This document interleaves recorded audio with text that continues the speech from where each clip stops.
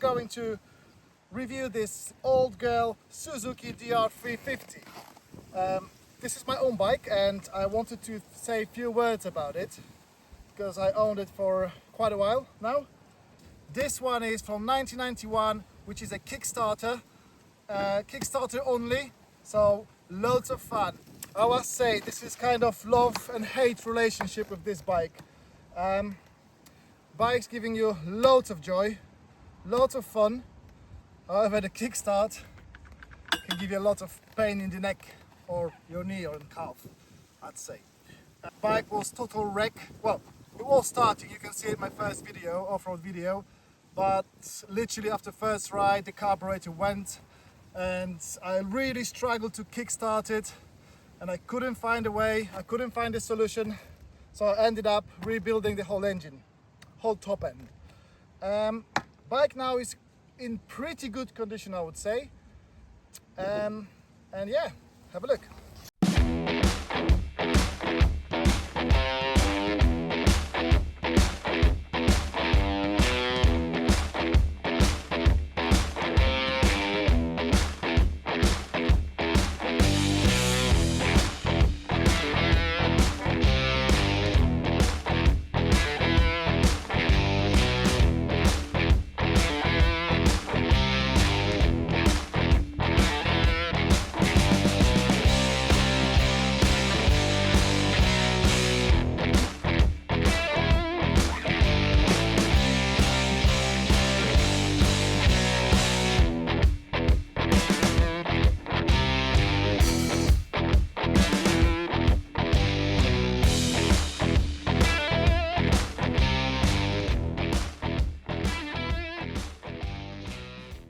So, overall summary.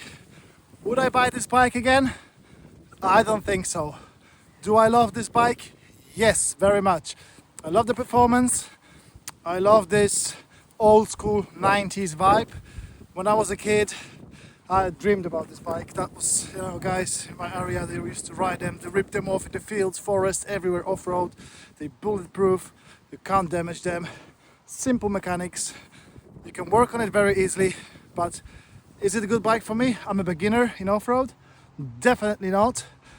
If you want to learn something about mechanics, if you want to have your own adventure, yes, that's what I've done. They are slightly cheaper than electric starts. That's why I bought it. I didn't have much cash at the time. I thought, yes, I want to have a bike, off-road bike, and I bought this one for around 1,500. I had to spend on it another £200-300 to get it running properly, which is not too bad. The bike is worth now, I would say, 1,800, but you can get electric start. You just add a few £100 and you can get quite decent electric start.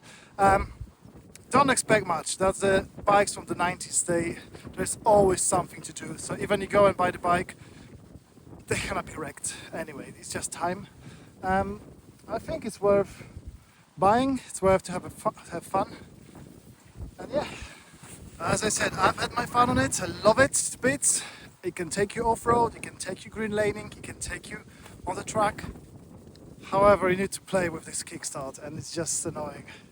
You know, this is old carburetor, they're getting flooded, etc. So yeah, it exercises your patience, definitely.